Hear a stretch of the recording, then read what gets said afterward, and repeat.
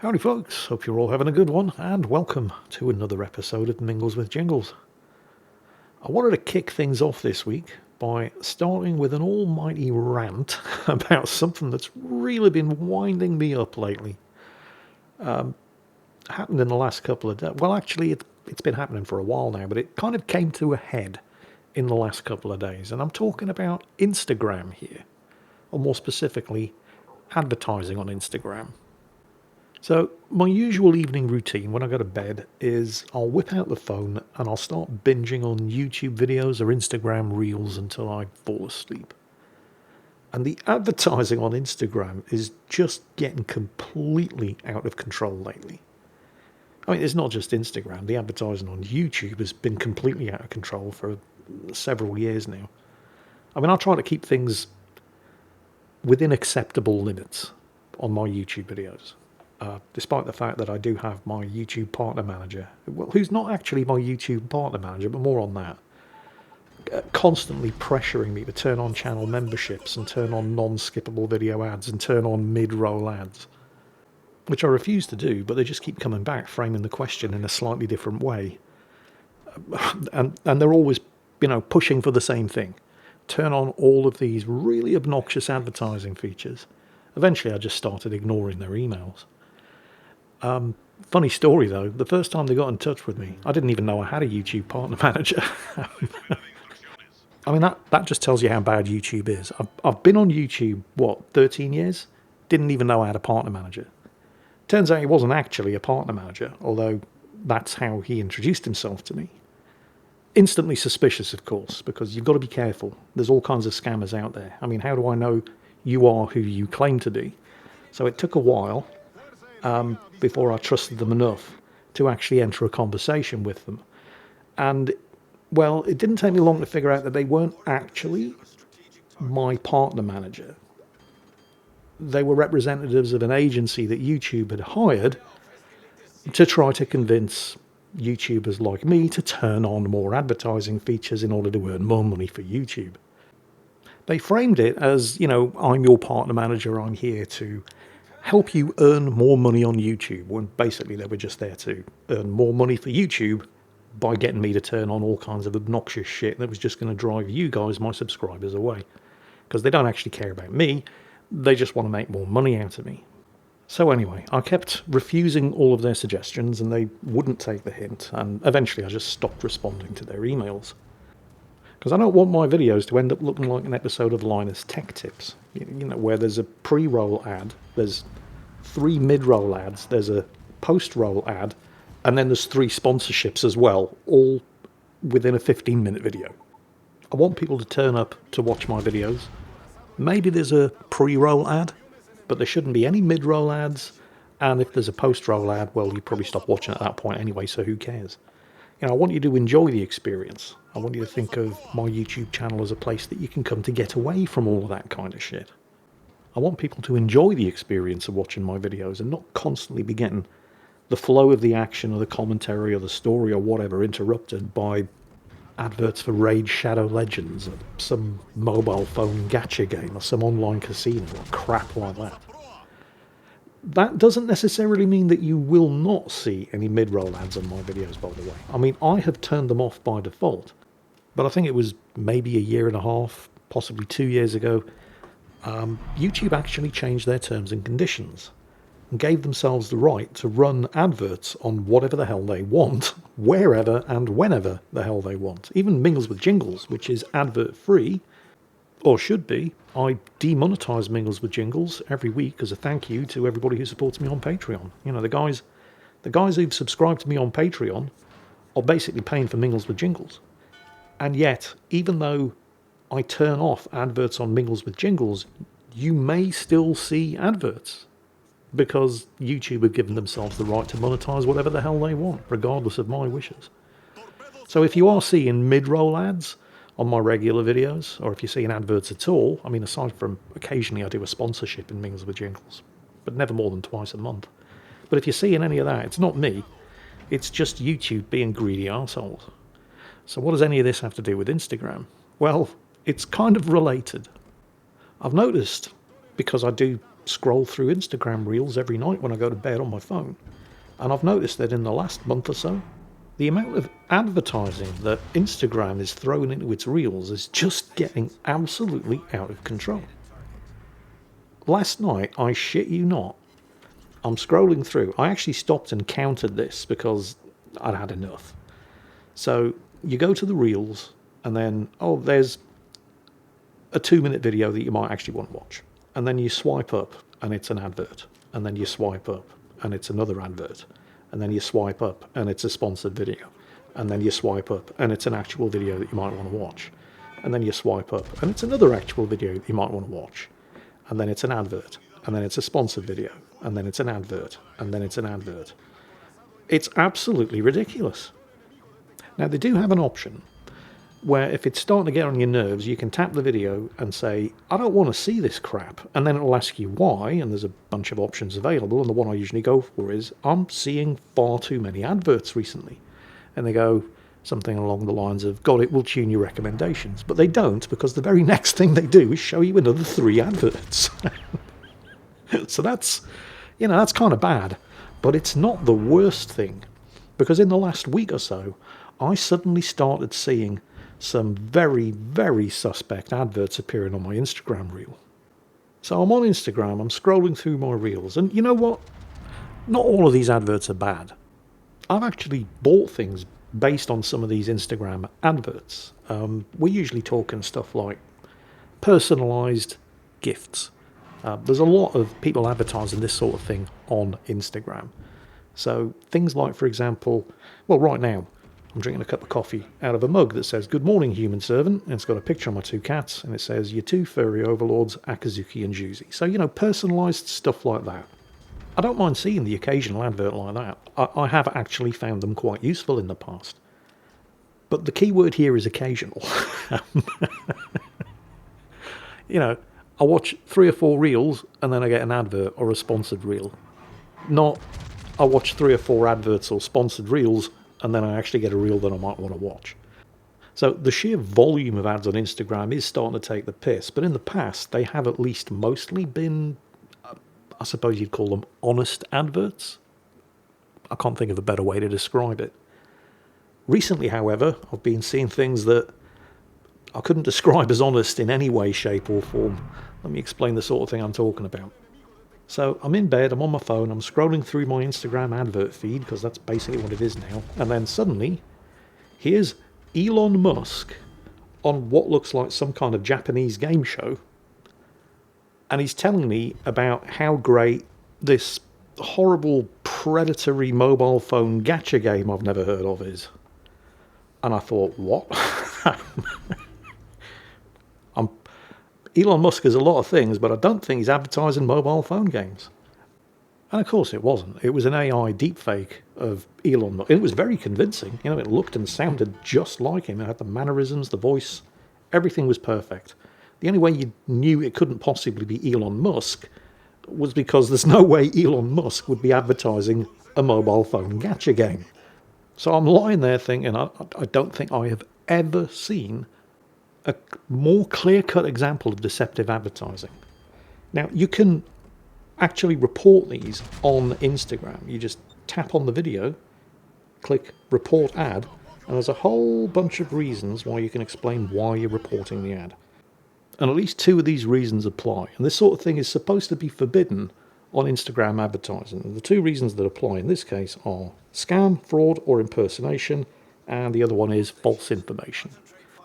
So I select scam, fraud, or impersonation because it is a scam, it is a fraud, and it is impersonation, and I submit. And Instagram tells me, thank you, we'll look into this, you won't see this advert again. I go, great. So I scroll up, and now it's Elon Musk.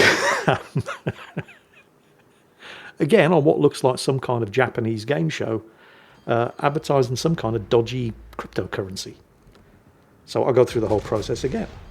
This is a scam, fraud, or impersonation. And again, Instagram tells me, got it, we'll look into it, you won't see this advert again. Guess what happens next? I'll cut a long story short. Within the space of the next 10 minutes, I ended up reporting 14 Instagram advertisements for impersonating celebrities in order to try to falsely endorse some extremely dodgy products. Mobile phone gacha games, dodgy cryptocurrencies, online casinos. You know the sort of thing I'm talking about here. So anyway, this all happened about 3 or 4 days ago. Last night, I'm in bed, I'm on my phone, I'm scrolling through my Instagram advertising feed, because that's basically what it is now. And then I noticed, I've got some notifications. So I go to see what they are. Oh, it's Instagram getting back to me, because if you report something on Instagram, they will get back to you and let you know what the outcome was. Every single one of these adverts had been cleared as okay. Instagram had decided that this was fine. Remember, one of the report categories for these adverts was impersonation, so it's clearly a breach of Instagram's terms and conditions, otherwise it wouldn't be a report category. And unless Elon Musk suddenly started taking sponsorships from Raid Shadow Legends, I don't think I've ever seen a more clear-cut example of faking a celebrity, impersonating a celebrity in order to provide a false endorsement of some extremely dodgy products. And yet, after investigating them, Instagram decided that this was 100% fine.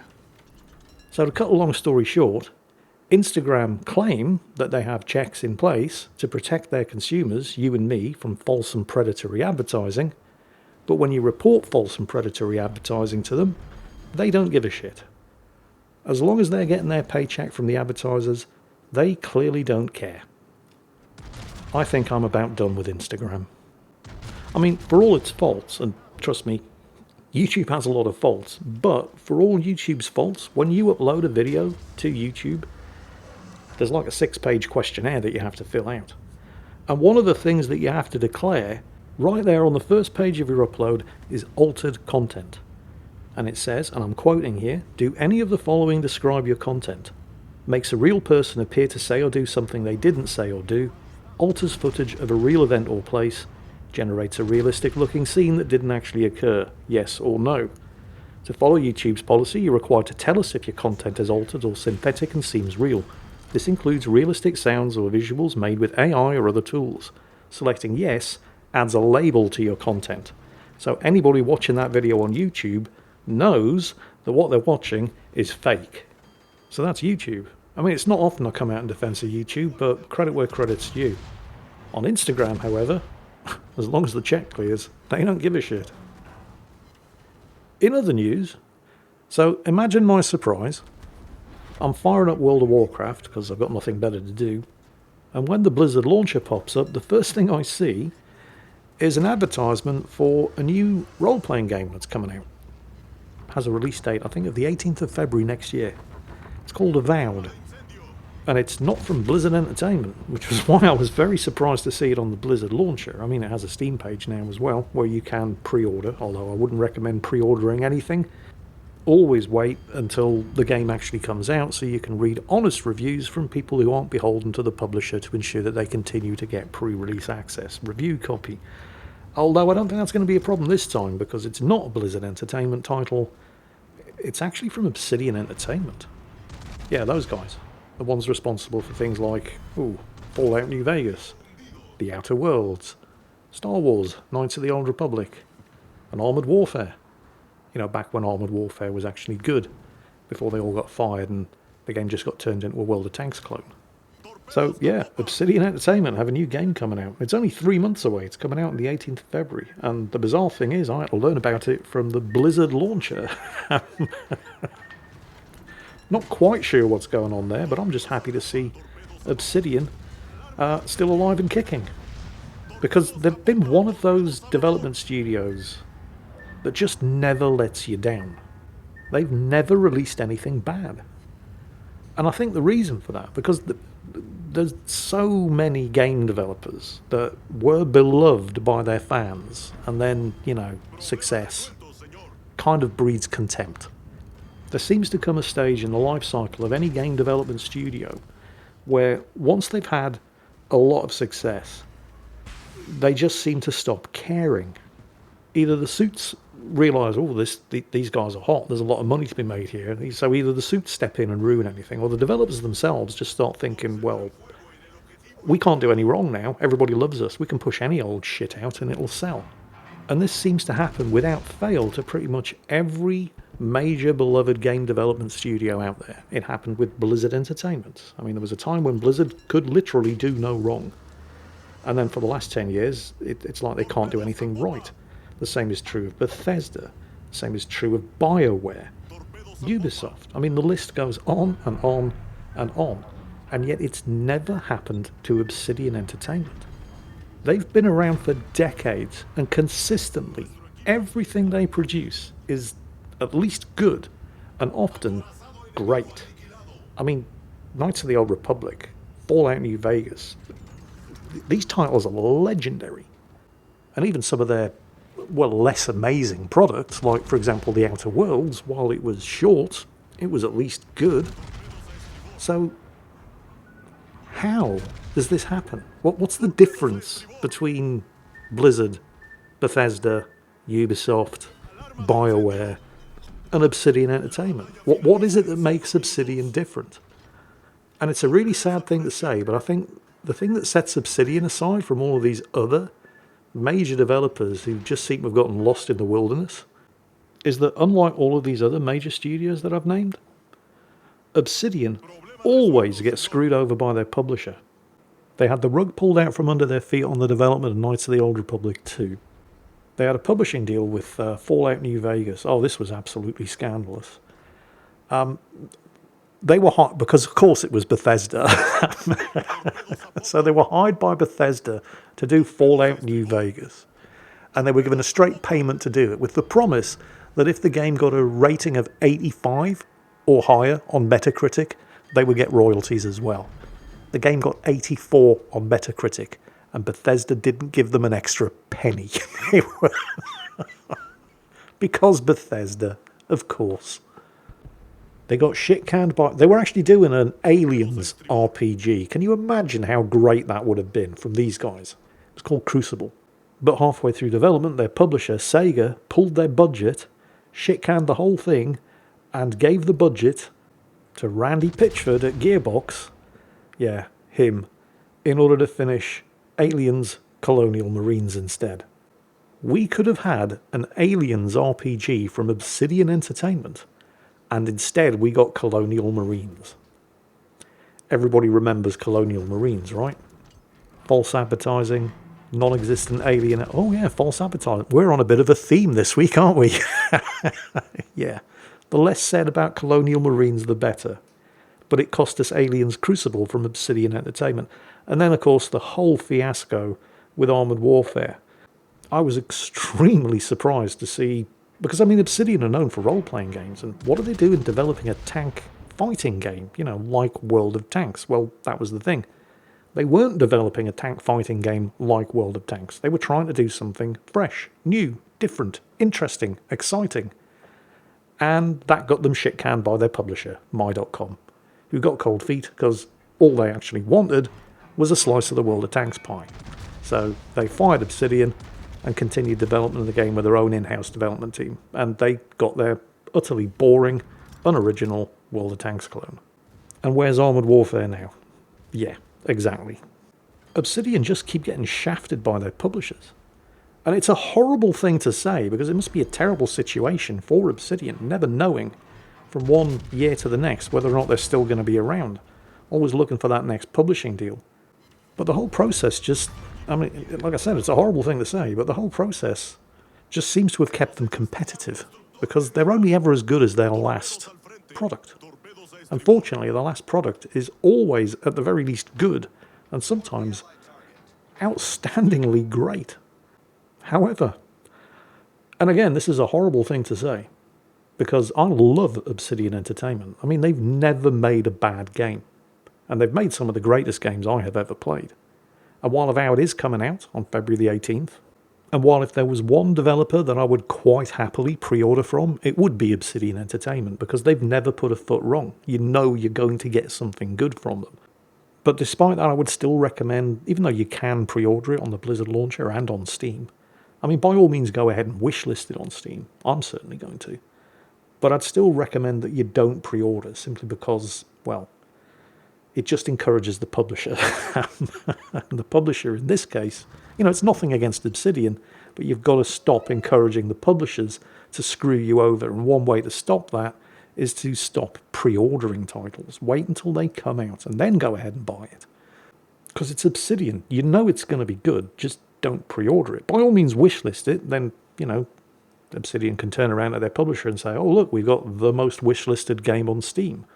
And that alone should be enough to keep the publisher sweet and not do anything stupid, as Obsidian's publishers all want to do.